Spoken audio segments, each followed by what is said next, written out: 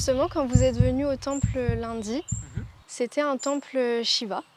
Donc c'est le deuxième temple Shiva de La Réunion. Donc le temple Shiva, on y retrouve des dieux comme Muruga, et c'est un temple spécialement végétarien, comparé à un temple Karli où on fait des sacrifices d'animaux. C'est un temple que j'affectionne particulièrement parce que j'habite juste en face de ce temple et que j'ai grandi en face du temple. C'est ce qui m'a permis d'aimer ma religion, d'apprendre à la comprendre. Et en ayant des grands-parents et des parents très pieux, dès que j'ai une petite question, je peux leur demander et ils vont m'enseigner l'art de ma religion. J'ai aussi un oncle qui est un grand poussari de La Réunion, donc qui s'appelle Loulou de Babalachimi. C'est grâce à lui qu'aujourd'hui le temple Chokalingam de Tamatave existe, parce que en fait, c'était un terrain familial. Et donc en fait, c'est une très belle façon de faire perdurer notre religion à travers ce genre d'édifice. Parce qu'en fait, dans la culture tamoule, tous les 12 ans, on doit refaire une inauguration pour redonner une nouvelle énergie au temple. Donc là, on a repeint le temple, on a refait quelques travaux. Et du coup, c'est le moment de faire ce Mahakumbha Abhishekam, donc la grande inauguration. Et en même temps, on a l'habitude de célébrer le Kavadi en cette période de l'année.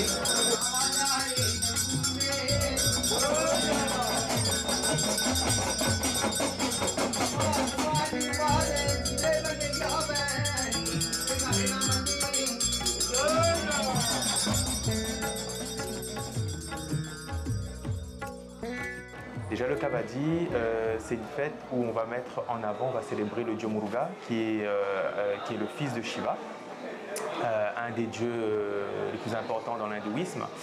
Et la particularité, c'est que Muruga, c'est le dieu qu'on va retrouver principalement dans le sud de l'Inde. Donc, alors que la totalité de la majorité de la population tamoule à La Réunion vient du sud de l'Inde. L'histoire la plus connue, c'est celle de Idumba, qui est devenu un des plus grands dévots de Muruga. Et en fait, pour aller au plus simple, Idumba devait ramener deux sommets de montagne sur une planche. Et du coup, il a été, pendant sa pénitence, on va dire, le dieu Muruga l'a mis en épreuve.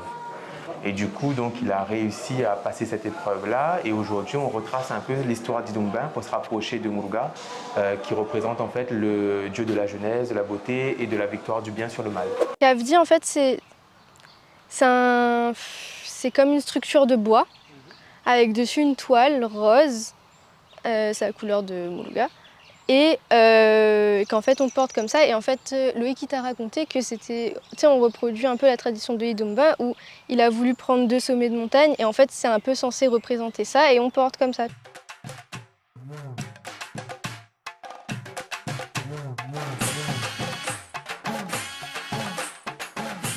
Moi, c'est cette fête-là que j'affectionne particulièrement. Depuis que je suis petite, j'y vais, et que c'est l'ambiance de la fête Muruga, j'adore. C'est personnel, je pense, parce que la fête Shiva, par exemple, ça se ressemble. Mais en fait, l'ambiance de la fête Muruga, quand on danse avec les kavdi dans la rue, moi, porter un semboudlé, j'adore ça, même si je danse pas avec un kavdi.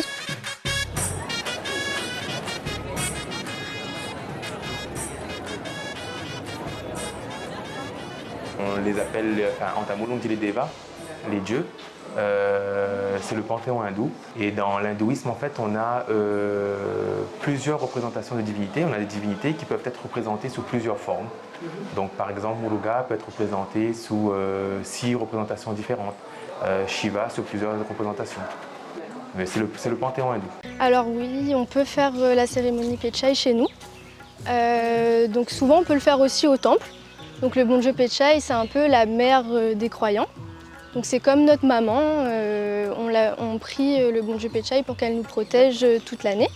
Et en fait, ce qu'on peut faire, et c'est ce qui est bien, je trouve, c'est d'installer comme une petite maison pour le Dieu chez nous, ce qui permet en fait de nous recueillir.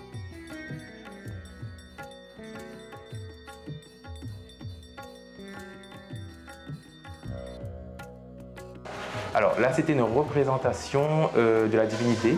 Donc en fait, c'est ce qu'on appelle un kumbon, qui est représenté avec un pot en cuivre. Dedans, on va retrouver plusieurs éléments. On va retrouver donc les différents éléments qui nous entourent, l'eau, l'éther, l'air, le feu. Et ensuite, on a la noix de coco qui représente le corps et les fils autour du récipient qui représentent le système sanguin. Donc c'est vraiment une représentation symbolique du corps humain. Et du coup, on représente cet élément-là et on peut ensuite faire des mantras en fonction de la divinité qu'on veut vénérer.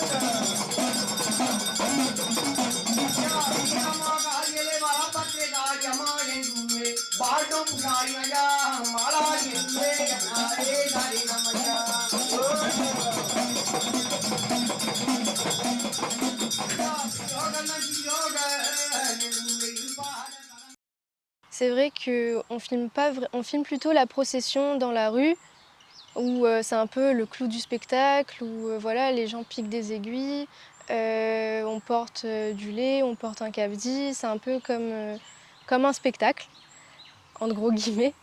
Et on filme pas forcément les moments de prière. Et je trouve ça intéressant que là, on ait une vidéo où on nous montre la prière, on nous montre tout l'avant en fait de cette fête et qu'on voit que c'est un long moment de préparation et un long moment de spiritualité où les gens prient énormément. Lui, c'est une façon de montrer à Dieu notre dévotion. Voilà, c'est de lui montrer l'amour qu'on a pour lui et qu'est-ce qu'on est prêt à faire pour lui. Et porter du lait, c'est pour avoir en quelque sorte une promesse avec Dieu. Souvent, on demande des choses à Dieu et ce lait-là va être renversé sur le dieu Muruga. Tout le long de notre procession, on va penser fort à lui. Et on dit souvent que quand on arrive les derniers instants de cette marche-là, quand on arrive à peu près en face de la chapelle, le sembu de lait est un peu plus lourd, même ton kavdi est un peu plus lourd parce qu'on dit que le bon dieu Muruga s'assoit dessus. Et donc il faudrait faire danser ton kavdi ou ton sembu de lait.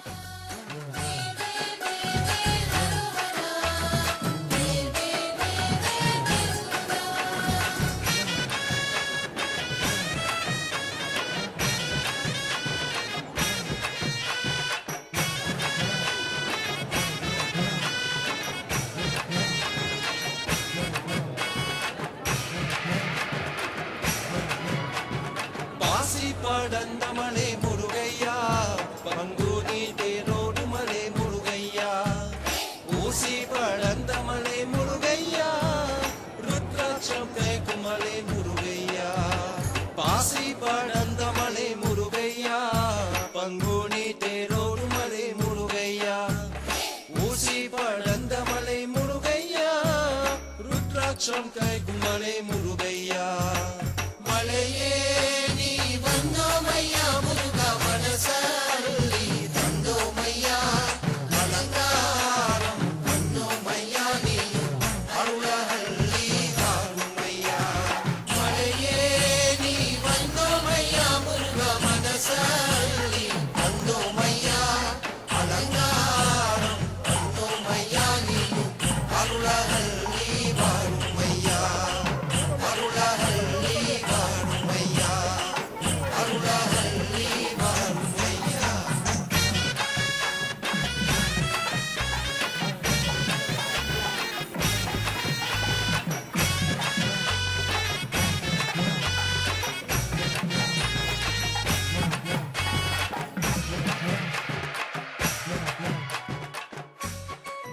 Alors, pour moi, en fait, la place de la religion dans mon quotidien, je vais dire que la religion va représenter une bonne partie de mon quotidien, puisqu'il faut savoir que la religion hindouiste, c'est surtout un mode de vie. Vous avez pu constater que généralement, on est souvent en carême avant de venir au temple. On a quand même des moments de concentration, de partage, d'entraide, etc. Et en fait, la religion, c'est un mode de vie. En fait, ce qu'on fait pendant notre carême, on doit pouvoir le créer en fait, dans la vie de tous les jours. Donc je dirais que la religion, entre la religion et ma vie personnelle, on va dire, c'est l'équivalent en fait. Dans le panthéon hindou, on va vraiment mettre en avant donc, le côté famille, l'importance de la mère, du père, des enfants, de la famille, etc. On va mettre en avant le côté où on est toujours amené à partager, à donner aussi, et à se détacher aussi du côté de l'aspect matériel. Donc c'est ce qu'on retrouve en fait dans les... ça ne se voit peut-être pas comme ça, mais dans le côté spirituel, dans le côté des cérémonies et de l'attachement vers l'être divin, c'est ce qu'on doit appliquer quotidiennement. சேவகொடி கொண்டு மயிலேறி விளையாடி சிவகாமி மனம் மகிழ்விக்கும் முருகா சேவகொடி கொண்டு மயிலேறி விளையாடி சிவகாமி மனம் மகிழ்விக்கும் முருகா உன் சேவடியே நாடும் அடியார்கவினே கேடு பெற சேவடியே நாடும் அடியார்கவினே கேடு பெற சீரோடு விழிகளும். On a toujours baigné dans la religion. Ça part depuis mon arrière-grand-père qui en fait a construit le temple, enfin les différents temples. C'est avec lui qu'on se réfère, même toute ma famille, on lui pose des questions parce que c'est le plus apte à répondre. Et il aime beaucoup nous raconter ces histoires-là. Il nous raconte des histoires de quand il était petit, quand il allait à des services, pour nous aider à mieux comprendre la religion. Et je pense que c'est en parlant avec les plus vieux qu'on arrive vraiment à comprendre la religion et à aimer ce qu'on fait. On est les générations qui suivent, donc les jeunes sont très importants dans la religion parce que nos parents nous transmettent des choses qu'on transmettra certainement à nos enfants plus tard et que c'est ça qui va faire durer notre religion et pour pas qu'elle se perde. Je dirais qu'aujourd'hui, à La Réunion, par rapport à notre patrimoine, il faut dire les choses comme elles sont. Comme je le disais tout à l'heure, l'hindouisme a été plus ou moins caché au début. Ensuite, donc les engagés, les plus anciens se sont battus pour promouvoir notre culture. Il faut savoir qu'à une certaine période de La Réunion, la majorité des Tamouls ou des autres cultures ont été obligés de se convertir au catholicisme. Il est commun aujourd'hui de retrouver dans une famille des gens qui à la fois ont deux religions. De plus en plus, ça se perd justement puisque la jeunesse commence à choisir un peu leur culture et puis leur voie spirituelle, on va dire. Et personnellement, d'un point de vue personnel, pour moi, ça ne me choque pas puisque l'hindouisme est une religion très ouverte. Dieu est représenté dans tout ce qui nous entoure. On a plusieurs formes. Vous voyez, par exemple, derrière nous, on a différentes divinités. Alors, c'est une partie. Une divinité peut être représentée sous plusieurs formes, avec plusieurs aspects, etc. C'est ce qui nous montre bien que Dieu est dans tout ce qui nous entoure. Donc, il n'y a qu'une seule et même religion. C'est la manière de la pratiquer qui sera différente. Alors, c'est pour ça que je vous disais que de mon point de vue, ce n'est pas gênant qu'une personne... Après, il faut rester cohérent par rapport à son mode de vie. Mais je trouve que ce n'est pas gênant pour moi de voir une personne qui aurait de religion. Après, libre à elle de faire les choses comme elle l'entend, du moment que ça reste bienveillant et bien sûr dans une spiritualité commune et que tout le monde avance dans le même sens. Oui, je sais qu'en islam, par exemple, il y a la madressa, mais chez nous, c'est différent. C'est vraiment, si on a envie d'en apprendre plus, on va aller se renseigner. Mais là, de plus en plus, il commence à y avoir des cours, par exemple, de tamoul, où on apprend notre langue, en fait, de là où on vient, et aussi des cours de religion.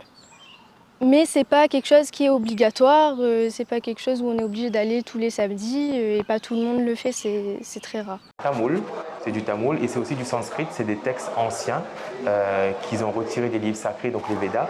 Et du coup, c'est des mantras bien spécifiques. Ce sont des personnes qui sont issues du sud de l'Inde, qui viennent officier ici. Et elles ont suivi en fait des études bien spécifiques pour pouvoir arriver à ce stade-là aujourd'hui. C'est ce qu'on appelle aussi des gurukels, c'est-à-dire des personnes, des swamis, qui vont nous enseigner justement cet art de vivre et la religion. Concernant la langue, oui, il y a eu une perte. Si je regarde pour nos générations à nous, les plus jeunes, c'est vrai qu'on ne sait pas parler tamoul. C'est quelque chose que je regrette parce que j'aurais pu apprendre avec mon tonton par exemple. Mais je pense qu'on a encore l'occasion de pouvoir apprendre, c'est pas perdu. Alors, ce qui est bien, ce qui est mis en place maintenant pour les jeunes, c'est que déjà aujourd'hui on a l'ouverture sur Internet, le monde, etc. Donc on sait un petit peu plus, on est un peu plus ouvert sur ce qui se passe au niveau de l'hindouisme. On a de plus en plus de gurukels qui viennent de l'Inde justement qui apportent aussi cette ouverture et cette connaissance. Et de plus en plus, on a des associations qui mettent en place soit des cours de langue tamoule, soit des cours de chant, soit des cours de puja, on va dire, pour qu'ils puissent faire des cérémonies, etc. Voilà. Chose qu'on n'avait pas avant, c'était vraiment de la transmission de bouche à oreille, de père en fils. Du coup, on était vraiment un peu fermé au niveau de ce cercle-là. Aujourd'hui, donc la jeunesse a cette possibilité de s'ouvrir un peu plus au monde, de voir un peu ce qui se passe et d'avoir une vraie signification lorsqu'on va, par exemple, porter le kavadi ou faire une cérémonie, faire une offrande pour une divinité, etc.